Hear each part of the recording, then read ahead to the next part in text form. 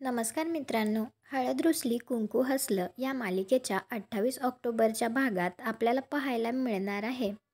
एक जण कृष्णाला ती बाई दाखवतच म्हणत असतो, याच बाईने दागिने चोरलेत. तर कृष्णा आता तिला पकडण्यासाठी तिच्या मागे धावत असते. त्यावेळी धावत असताना तिला दिसतं की काही माणसं दुष्यंतला मारतायत.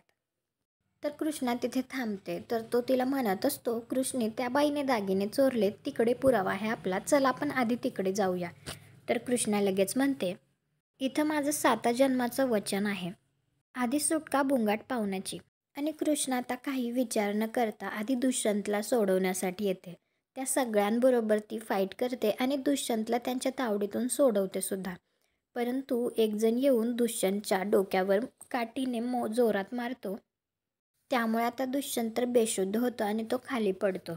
त्यावेळी आता बंब्या तिला म्हणत असतो, कृष्णे तू दुष्यंत सरकारला तर वाचवलंस, परंतु स्वतःला दागिन्यांच्या आरोपातून कसं वाचवशील? तुम्हाला काय वाटतं? आता कृष्णा स्वतःची सुटका यामधून करू शकेल का? किंवा सगळा आरोप हा कृष्णावरच येईल?